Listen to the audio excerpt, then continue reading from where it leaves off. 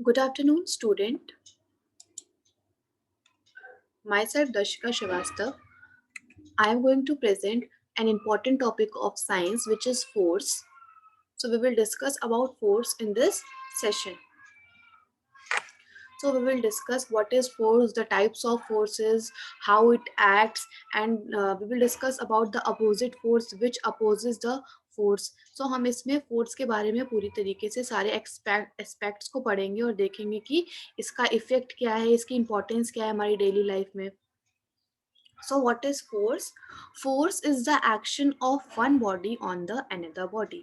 So force को एक तरह से हम कह सकते हैं force is a type of energy. Force को हम दो एस्पेक्ट से लिंक कर सकते हैं, इसकी दो टर्मिनोलॉजीज हो सकती है, इसको हम दो दृष्टि से देख सकते हैं. एक कह सकते हैं वर्क और एक होता है एनर्जी. वर्क और एनर्जी के बीच क्या रिलेशन है? हम कहते हैं कि कोई एक काम हुआ है और वो काम कब होता है? जब किसी भी उस वस्तु की, उस पार्टिकल की, उस ऑब्जेक्ट की अगर पोजीशन में चेंज आ रहा है, पोजीशन में चेंज आने का मतलब है उसकी मोमेंटम में चेंज आ रहा है, तो हम कहते हैं कि वर्क हुआ है. अब वर्क हुआ है तो वर्क कैसे हुआ है? वर्क होने के लिए कुछ फोर्स लगा होगा, कुछ एनर्जी लगी होगी. तो इसको हम तीन टर्म्स में बात कर सकते हैं कि फोर्स, वर्क और एनर्जी. सो वर्क तभी हुआ होगा जब एनर्जी लगी हुई होगी. सो फोर्स कह सकते हैं कि force is the work done by the energy given us. हम जब एनर्जी किसी को देते हैं, हम किसी भी बॉडी या फिर किसी ऑब्जेक्ट पे अपनी एनर्जी लगाते हैं, फोर्स लगाते हैं, तो वर्क होता है. Force is the action of one body on the another body, यानी हमारे अंदर की एनर्जी अगर किसी एक दूसरे बॉडी पे लगती है तो हम उसे कहते हैं कि उस बॉडी पे फोर्स लग रहा है. Force may be defined as an action which changes or tends to change the state of rest or of uniform motion of body. तो फोर्स क्या है? फोर्स एक हमारे द्वारा किया गया एक ऐसा काम है जिससे किसी भी पार्टिकल की, किसी भी बॉडी की हम स्टेट चेंज कर सकते हैं. दो स्टेट हो सकती है उस बॉडी की. या तो that body can be in the state of rest में हो सकता है, या तो वो स्टेट ऑफ मोशन में हो सकता है. स्टेट ऑफ रेस्ट में कैसे? अब एक बुक रखी है, टेबल पे पड़ी है, वो बुक कौन से स्टेट में है? That book is in the state of rest. अब हमने उस बुक को हटा दिया, वहां से स्लाइड कर दिया, उसको उठा लिया हमने, तो क्या हुआ? हमने उस बुक की मोशन, उस स्टेट ऑफ रेस्ट को चेंज किया. तो क्या हुआ? हमने उसकी स्टेट ऑफ रेस्ट को चेंज किया from the state of rest to state of motion. तो इसमें क्या हुआ? वर्क हुआ, हमारा फोर्स लगा, हमारी एनर्जी लगी. अब दूसरा स्टेट कौन सी है? स्टेट ऑफ मोशन, यानी कोई चीज जो कि मोशन में है. अब हमने पढ़ा है दो टाइप के फोर्सेस भी पढ़े, काइनेटिक एनर्जी और पोटेंशियल एनर्जी. तो काइनेटिक एनर्जी कौन सी एनर्जी होती है? वो एनर्जी होती है जो कि किसी ऑब्जेक्ट के अंदर तब होती है जब वो बॉडी स्टेट ऑफ मोशन में होती है. और पोटेंशियल एनर्जी कब होती है? जब वो बॉडी स्टेट ऑफ रेस्ट में होती है. तो यहाँ पे जब state of uniform motion of body change हो रहा है, यानी उस बॉडी का मोशन चेंज हो रहा है. अगर कोई चलती हुई चीज को, अगर वो बॉल आ रही है, हमने बॉल को गिरा दिया ग्राउंड पे. अब वो बॉल क्या है? बॉल वो अपने स्टेट ऑफ मोशन में है, वो मूव कर रही है, गोल गोल घूमते हुए मूव कर रही है. अब हमने क्या किया? पैर से फोर्स लगा दिया, उसको रोक दिया. तो हमने क्या किया? उसकी स्टेट ऑफ मोशन को हमने चेंज कर दिया स्टेट ऑफ रेस्ट में. अब वो बॉल रुक गई. तो क्या हुआ कि फोर्स, हम कब बोलेंगे कि फोर्स लगा? फोर्स तभी लगेगा जब किसी भी बॉडी जो कि स्टेट ऑफ रेस्ट में है वो स्टेट ऑफ मोशन में आ जाएगी. और कोई बॉडी जब स्टेट ऑफ मोशन में है तो वो स्टेट ऑफ रेस्ट में आ जाएगी, तो हम कहेंगे कि उस पर फोर्स लगा है. So Newton second law of motion. Newton second law of motion के according force is equal to mass into acceleration. हम कहेंगे कि न्यूटन का फर्स्ट लॉ, अभी हमने जो पहले फोर्स पढ़ा वो क्या था? न्यूटन का first law.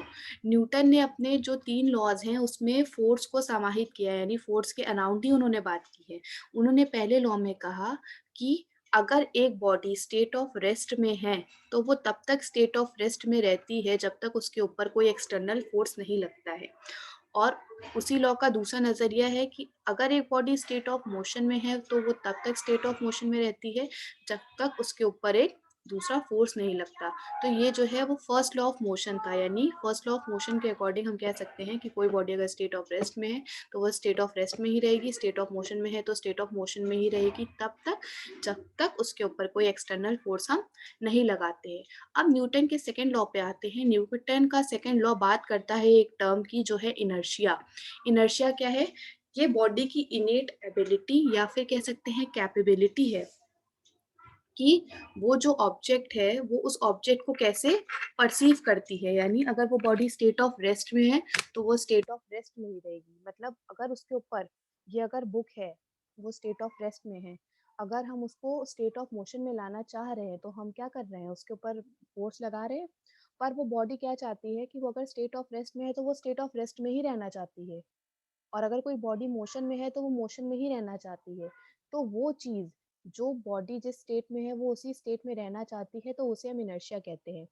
Inertia of rest होता है, इनर्शिया ऑफ मोशन होता है। अगर कोई बॉडी रेस्ट पे है तो वो इनर्शिया ऑफ रेस्ट पे ही रहना चाहती है, जिसकी वजह से वो अपने ऊपर लगने वाले फोर्स को अपोज करती है। बट फोर्स जब इनर्शिया से ज़्यादा हो जाता है तो बॉडी डिस्प्लेस हो जाती है। इसी तरह इनर्शिया ऑफ मोशन होता है, जब इनर्शिया ऑफ मोशन उसको अपोज करता है, मोशन में है तो वो बॉडी उस मोशन में ही रहना चाहती है। बट क्या होता है कि मोशन में रहने की वजह से वो उसको अपोज करती है, जिसकी वजह से वो मोशन में आ जाती है और वो बॉडी मूव करती है। फोर्स फोर्स की एसआई यूनिट यानी इसका जो मात्रक है वो है न्यूटन। मास का है ग्राम किलोग्राम, एसआई यूनिट इसकी किलोग्राम है। लेंथ की क्या है, मीटर है। एक्सेलरेशन की क्या है, एक्सेलरेशन को हम कैसे दिखाते हैं, what is acceleration, acceleration is equal to velocity upon time. And what is velocity, velocity is equal to distance upon time. So इसकी जो है force is equal to ma, force की यूनिट है according to second law of motion, mass into acceleration. हम force को कह सकते हैं कि force is mass into acceleration. Acceleration को हम कैसे दिखाते हैं, लेंथ अपॉन टाइम का whole square. Length upon time का होल स्क्वायर कैसे हुआ, पहले जो एक्सीलरेशन था, अगर हम एक्सीलरेशन को डिफाइन करते हैं तो एक्सीलरेशन जो हमारा है, एक्सेलरेशन है हमारा a is equal to v, minute, acceleration is equal to, इसे पेन से समझते हैं।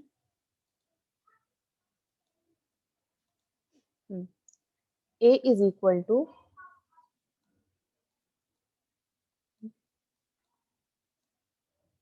v by t।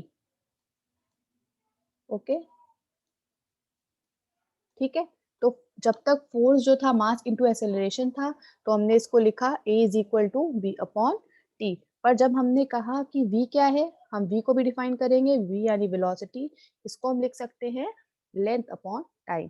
सो इसीलिए पहले पहले से एक t था, अब जब हमने वेलोसिटी को एक्सपेंड किया तो एक और हमारा t आया, लेंथ अपॉन टाइम। तो इस वजह से ये टाइम का स्क्वायर हो गया और ये लेंथ है। तो अगर हम इसकी यूनिट देखें कि फोर्स की एसआई यूनिट, तो वैसे हमने इसको एक कंपोज करके टर्म दिया है एसआई यूनिट को न्यूटन।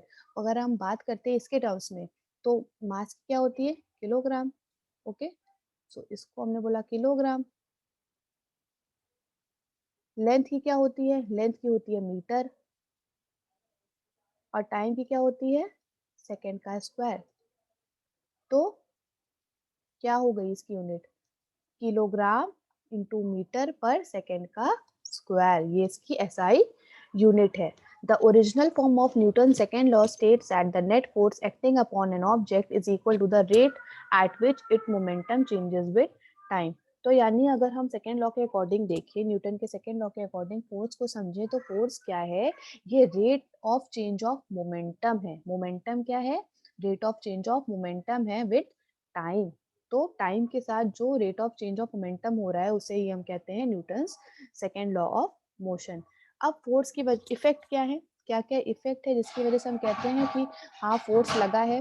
फोर्स क्या क्या करेगा, a force can change the motion of the body, जैसा हमने पहले पढ़ा कि फोर्स किसी भी ऑब्जेक्ट का स्टेट ऑफ रेस्ट या फिर स्टेट ऑफ मोशन चेंज कर सकता है। अगर कोई बॉडी स्टेट ऑफ रेस्ट में है तो वो उसे चेंज कर सकता है और स्टेट ऑफ उसकी मोशन भी चेंज कर सकता है। If the body is at the rest the force में set it into the motion, अगर कोई बॉडी रेस्ट पे है तो फोर्स उसको मोशन में ला सकता है, और अगर कोई बॉडी पहले से ही मोशन कर रही होती है तो वो उसको रेस्ट पे ला सकता है।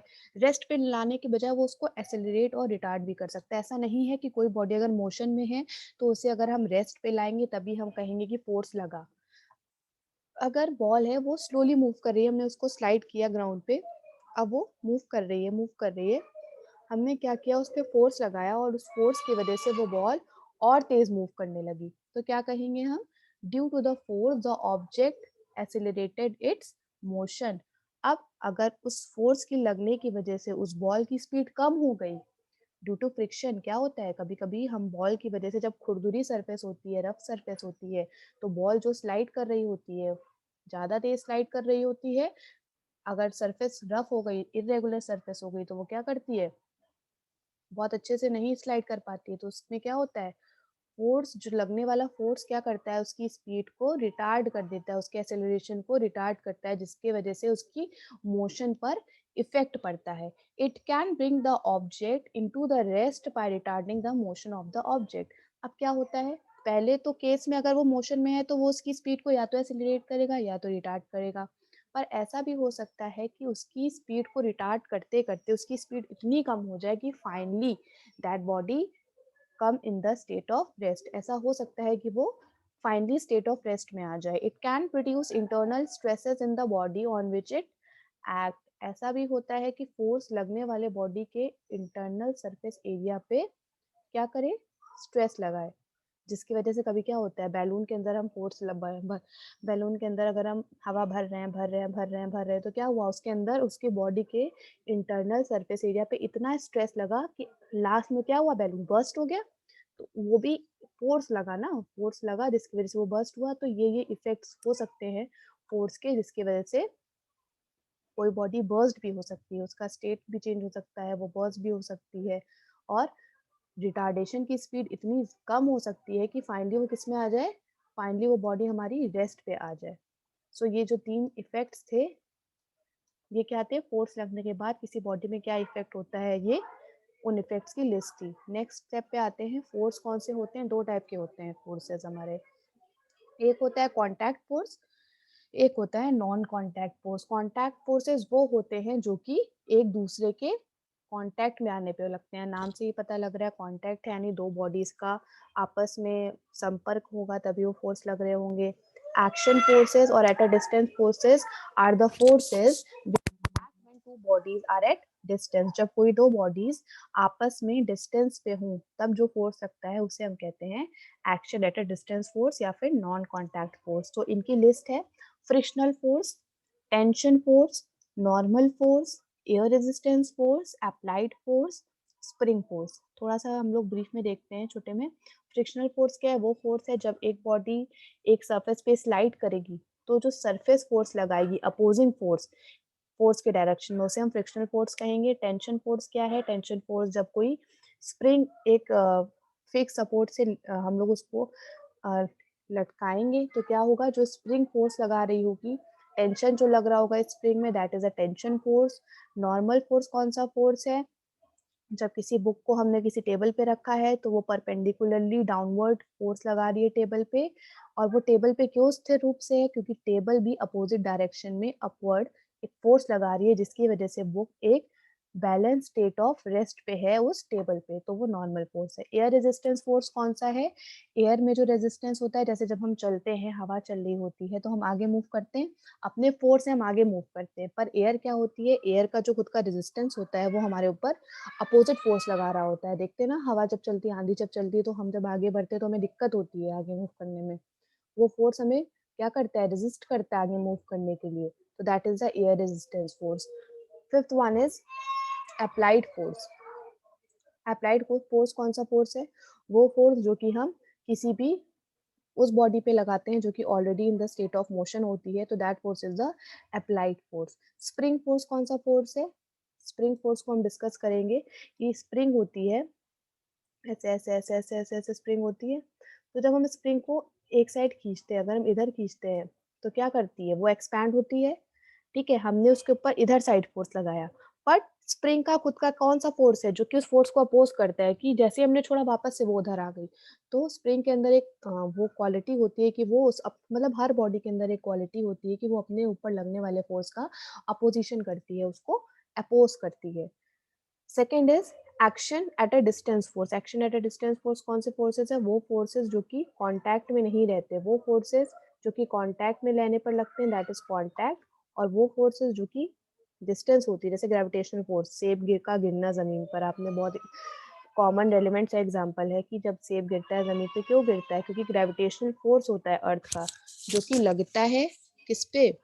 उस एप्पल पे। या फिर कौन लगाता है?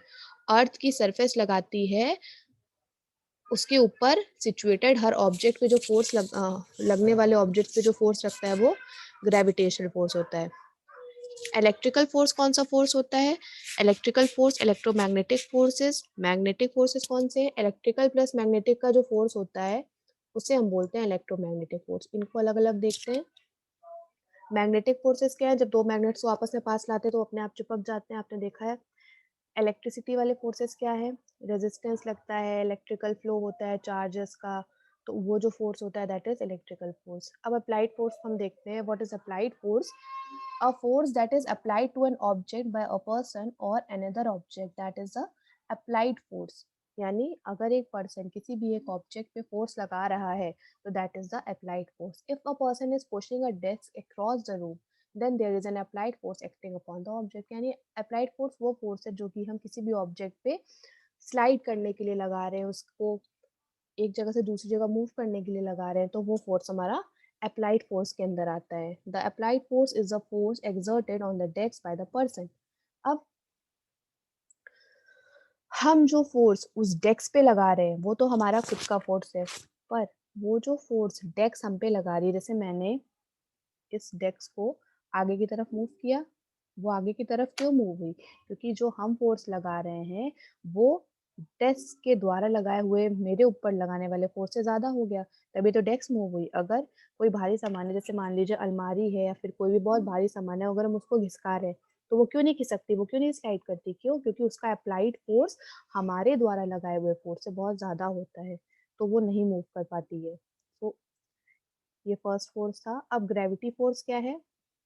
The force of gravity is the force with which the earth, moon or other massively large object attracts another object towards itself। force of gravity कौन सा force है? वो force है जिससे अर्थ अपने सरफेस पे, जो सरफेस से दूर जितने भी ऑब्जेक्ट्स हैं उनको अपनी तरफ खींचती है, और other massively large object attracts another object towards itself।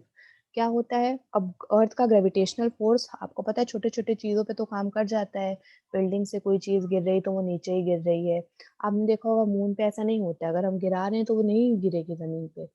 अगर मून पे ऐसा है, आपने एक्सपेरिमेंट्स में देखा होगा, आपने वीडियोस में देखा होगा कि मून पे कभी भी हम कुछ छोड़ते तो वो नीचे नहीं गिरता है। क्यों नहीं गिरता? क्योंकि मून की सरफेस का कोई भी खुद का ग्रेविटेशनल फोर्स नहीं होता। अर्थ एक ऐसा प्लेनेट है जिसके पास हर क्वालिटी है, वहाँ पे हमारे लिए फूड भी है, हमारे लिए हमारे रहने के लिए एयर भी है, वाटर भी है, हर सर्वाइवल चीज है वहाँ पर। सो ग्रेविटी भी है वहाँ पर, जिसकी वजह से हम अर्थ पे रह पाते हैं, वरना तो हम तो उड़ते ही रहते हैं हवा में। This is the weight of the object. अब क्या है? वेट ऑफ द ऑब्जेक्ट तभी लगता है, अब हमारा जो वेट अर्थ पे है वो मून पे से वेट पे बहुत कम होगा। अगर हमारा अर्थ पे वेट 50 किलोग्राम है तो मून पे वही वेट हमारा काफी कम होगा, 25 होगा, 20 होगा। क्यों कम होगा? क्योंकि ग्रेविटेशनल फोर्स उस पे एक्ट नहीं कर रहा होगा, सिर्फ वो खुद का मास होगा। नॉर्मल फोर्सेस कौन सा फोर्स है? It is the support force exerted upon an object that is contact with another stable object. अब मैंने पहले भी एग्जांपल दिया, अब किसी भी फ्लोर पे या फिर किसी भी टेबल पे कोई चीज रखी है, जैसे फ्लोर पे तो बहुत सारी चीजें रखी है ना, बेड, हमारे आसपास टेबल, डेस्क और चेयर, ये सब रखा हुआ है फ्लोर पे। तो ये सब क्यों फ्लोर पे रखा हुआ है? ये उड़ क्यों नहीं जाता? पहला रीजन तो ग्रेविटेशनल फोर्स है। दूसरा रीजन ये है कि जो चेयर का मास है, हम चेयर का एग्जांपल ले रहे हैं, चेयर का जो मास है वो किस पे लग रहा है? अर्थ की सरफेस पे लग रहा है, डाउनवर्ड डायरेक्शन में। पर अर्थ या फिर वो जो सरफेस है वो भी उसी डायरेक्शन में अपवर्ड फोर्स लगा रही है, जिसकी वजह से क्या हो रहा है? इस केस में देख रहे हैं आप, एक सरफेस है, स्लाइडिंग सरफेस, ये एक ऑब्जेक्ट है, ठीक है।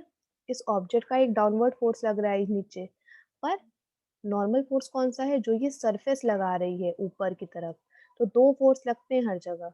एक फोर्स जो ऑब्जेक्ट लगाती है नीचे की तरफ, जैसे ये हम मानते हैं ये टेबल है, इसके ऊपर हमने रखा है एक बॉक्स, तो ये बॉक्स इस टेबल पे क्यों रखा है? क्योंकि ये बॉक्स अपना एक नीचे की तरफ फोर्स लगा रहा है, जिसे हम मानेंगे W, क्योंकि that is the weight of the box. तो वही तो लग रहा है नीचे। अब टेबल भी एक फोर्स लगा रही है जो कि अपवर्ड डायरेक्शन में है, उसे हम नाम देते हैं एन का, क्योंकि वो नॉर्मल फोर्स है। सो नॉर्मल फोर्स का ये एग्जांपल है। If a person leans against a wall, the wall pushes horizontally on the person. Friction force कौन सा है? The friction force is the force exerted by a surface as an object moves across it or makes an effort to move across it. Friction force कौन सा है? जैसे हमने जब ball को रोल किया किसी भी फ्लोर पे, किसी भी ग्राउंड पे, तो बॉल रुक जाती है। अगर बॉल रोल होती रहती, हमने तो उसे रोल कर दिया था, वो तो रोल होते होते होते होते चलती रहती। पर वो क्यों रुक जाती है? इसलिए रुक जाती है क्योंकि वो जिस सरफेस पे रोल हो रही होती है, उसका एक फोर्स होता है, that is the friction force, जो कि उसे रोकता है, जिसकी वजह से वो रुक जाती है। अब फ्रिक्शन फोर्स 2 तरह से काम करता है। अगर कोई भी स्मूथ सरफेस है तो वहाँ पे जो फ्रिक्शन फोर्स है वो बहुत कम होगा। पर कोई भी रफ सरफेस है तो दैट द फ्रिक्शन फोर्स जो उस सरफेस का होगा वो बहुत ही ज़्यादा फ्रिक्शन फोर्स लगाएगी वो उस पर। There are at least 2 types of friction forces, that is the sliding and the static. Sliding कब होता है? जब कोई चीज़ किसी पे स्लाइड कर रही होती है। स्टैटिक कब होता है? जब वो रेस्ट पे होती है। एयर रेजिस्टेंस फोर्स, जब एरोप्लेन किसी भी एरोप्लेन तो आपको पता है हवा में उड़ता है। जब एरोप्लेन उड़ता है तो क्या होता है, उसके ऊपर बहुत सारे फोर्सेस लगते हैं। जो नीचे की तरफ फोर्स लगता है वो तो ग्रेविटी की वजह से लगता है, ठीक है। और एरोप्लेन जो होता है उसका खुद का एक फोर्स होता है जो कि वो कहाँ पे लगाती है, ऊपर की तरफ मूव करने के लिए वो लगाता है, तो दैट इज द लिफ्ट। और अर्थ जो उसको नीचे की तरफ इनवर्ट फोर्स लगा रही है, downward direction, that is gravity. Thrust क्या है? वो जो आगे मूव कर रहा है। और ड्रैग क्या कर रहा है? जो इस डायरेक्शन में मूव कर रहा है। तो एरोप्लेन, अगर एरोप्लेन या हेलीकॉप्टर की बात करें तो उसमें चारों डायरेक्शन से फोर्स लगता है। The air resistance is a special type of frictional force that acts upon the object as they travel through the air. कोई भी ऑब्जेक्ट जो कि एयर में ट्रेवल कर रहा है तो उसके ऊपर एयर रेजिस्टेंस फोर्स लगता है। The force of air resistance is often observed to oppose the motion of object. और ये क्यों होता है? इसका पर्पस क्या है?